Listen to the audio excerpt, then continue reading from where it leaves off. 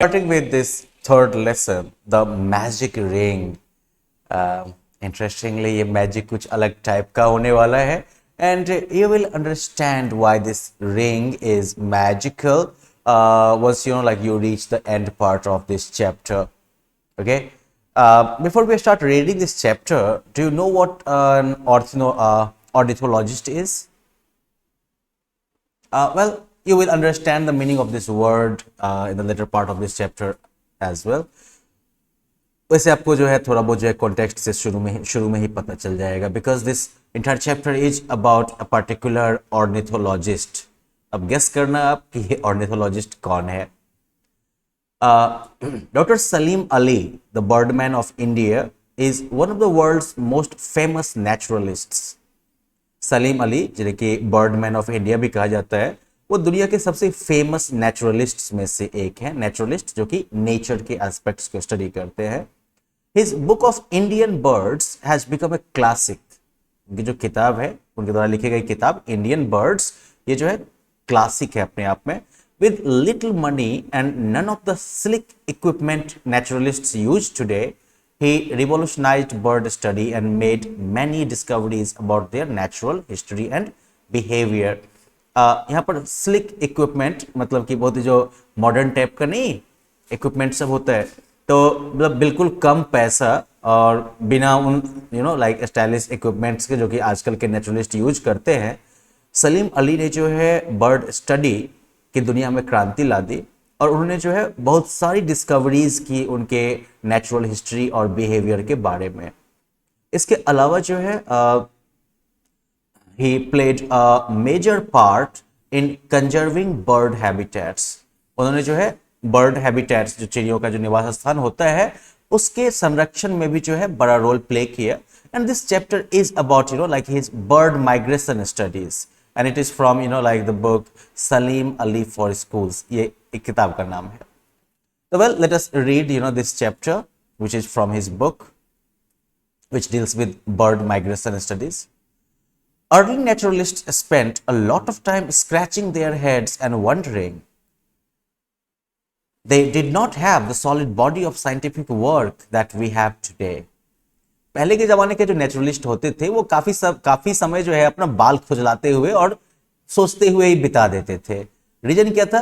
तो उनके पास जो है आज के टाइम में जो हमारे पास साइंटिफिक वर्क का जो बड़ा सा स्टॉक है वो उनके पास नहीं था. We can trot off to a library and find out about something as remote as, say, the bushmaster of South America or the megapod of Papua New Guinea, right? हम लोग जो है अब चलते हुए, जो ट्रॉट ऑफ मतलब उठ के सीधा चल देना, तो हम लोग जो है चल के उठ के सीधा लाइब्रेरी पहुंच जाएंगे और वहां पर जो है दूर दूर की चीजें, जैसे कि साउथ अमेरिका का बुश मास्टर हो या फिर पैपुआ न्यू गिनिया का जो है मेगापॉड हो, इन सब के बारे में जानकारी प्राप्त कर सकते हैं. और we can get on the internet and go click click click and read the latest scientific discoveries about other otters and ostriches, elephants and eels, right? Library में नहीं जाना है तो इंटरनेट पर चले जाओ और आप बस क्लिक क्लिक करते जाओ और जो भी लेटेस्ट साइंटिफिक डिस्कवरीज हुई है, चाहे ऑटर्स के बारे में हो, ऑस्ट्रिचेस के बारे में हो, एलिफेंट्स के बारे में हो, ईल्स के बारे में हो, सब पढ़ लेंगे. But that was not always so. लेकिन ये हमेशा ऐसा नहीं था. In fact it is only in the last 100 years that the secrets about birds and animals have been unlocked for all to access. सही बात यह है कि पिछले करीब 100 सालों में ही जो है बर्ड्स और एनिमल्स के बारे में जो है बहुत सारी जो है सीक्रेट्स का खुलासा हुआ है, जो कि सभी की पहुंच में है, जिसके बारे में सब जो है जान सकते हैं, through libraries, books, internet. One of the mysteries that caused much head scratching and mumbling through learned beards was bird migration. अब यहाँ पर जो है ऑथर थोड़ा सा जो है ह्यूमर का यूज करता है. पहले जो विद्वान लोग होते थे ना, तो वो लोग जो है दाढ़ी वाड़ी सब रखते रहते थे, और जब आदमी बहुत ज्यादा सोचता है तो क्या करता है, थोड़ा सा जो है मुंह बुदबुदाता रहता है और दाढ़ी पे जो है हाथ फेरता रहता है एकदम से. तो ऑथर यहाँ पर जो है कहना शुरू करता है कि एक मिस्ट्री जिसने कि काफी ज्यादा जो है हेड स्क्रैचिंग, बुदबुदाना और दाढ़ी के थ्रू बुदबुदाना ये सब कॉज किया, वो था बर्ड माइग्रेशन। यहाँ पर जो है head scratching and mumbling through learned beards, ये दोनों जो है एक्चुअली किस चीज को बताता है? ये दोनों जो है एक चीज को बताते हैं, मच कंफ्यूजन। तो एक जो मिस्ट्री जिसने ये काफी दिमाग खराब किया था उन स्कॉलर्स का अर्लियर लाइक नेचुरलिस्ट का, वो था बर्ड माइग्रेशन। बर्ड माइग्रेशन क्या होता है जान लीजिए आप। Large flocks of thousands of birds left a place and came back a year later around the same time, sometimes on the very same day. Bird migration मतलब birds का एक जगह से दूसरी जगह चले जाना, राइट, सीजनली। तो अब आगे जो है ऑथर जो है वो एक बताता है स्टेटमेंट कि लगभग हजारों की संख्या में बर्ड्स का झुंड जो होता है वो एक जगह से जाता था और फिर जो है अगले साल लगभग उसी टाइम में लौट के आ जाता था, और कभी कभी तो बिल्कुल उसी दिन लौट के आ जाता था। तो सवाल ये है कि where did they go and how did they find their way back? वो कहां जाते थे और कैसे अपना रास्ता वापस खोजते थे? Some early naturalists believed they hid in the bottom of the sea to rise like the phoenix in the Greek legend. Okay? कुछ अर्ली नेचुरलिस्ट थे वो ये मानते थे कि ये बर्ड्स जो होते हैं वो समुद्र के नीचे जाके छुप जाते हैं, और जैसे ग्रीक लेजेंड में फिनिक्स जैसे मरने के बाद जो है दोबारा जो है जिंदा हो जाती थी, उसी तरह से वो भी जो है सीधा निकल आते हैं समुद्र से एकदम से।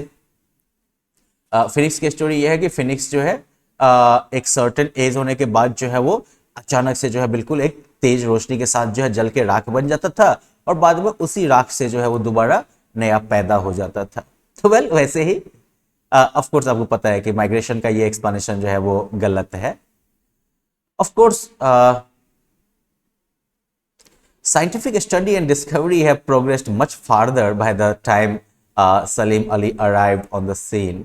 Of course, like जब Salim Ali as a naturalist Salim Ali आए और उन्होंने बर्ड्स वगैरह के बारे में पढ़ना या ऑब्जर्व करना, रिसर्च करना शुरू किया, तो तब तक में साइंटिफिक स्टडी जो है और डिस्कवरी बहुत आगे निकल चुकी थी, राइट। इस टाइम तक कोई ये बोलने वाला नहीं बचा था कि बर्ड्स जो है वो समुद्र के नीचे छुप जाते हैं और उसके बाद फिनिक्स की तरह जो है वो दोबारा निकल जाते हैं, ठीक है। तो तब काफी कुछ प्रोग्रेस हुआ था। For example, naturalist knew that many species of birds big and small fly thousands of miles every year to escape cold winters and to lay their eggs and raise their chicks in the comfort of a warm land.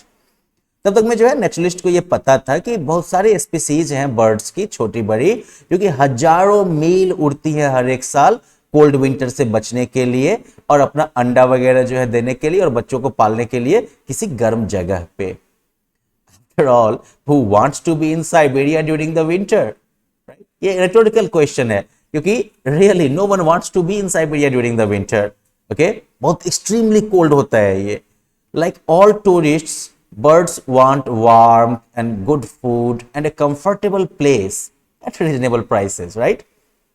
जो भी tourist वगैरह होते हैं, tourist की तरह ही birds जो भी है ना, उनको भी गर्म जगह चाहिए, अच्छा खाना चाहिए, आरामदायक जगह चाहिए, रीजनेबल कीमत पर। रीजनेबल कीमत का मतलब क्या हो गया? पहुंचने में जितनी मेहनत लगी, रास्ते में जान को जो खतरा है, बर्ड के लिए तो वही दाम हो गया ना। Some fly 11,000 miles each way to and from their winter resting place. कुछ बर्ड्स जो है वो करीब 11,000 मील अप एंड डाउन जो है उड़ते हैं अपने विंटर रेस्टिंग प्लेसेस से, you know. So well, let's take a break here. In the next lesson we will look at like किस तरीके से बर्ड्स जो है ये माइग्रेशन जो है वो बर्ड्स जो है वो कैसे करते हैं।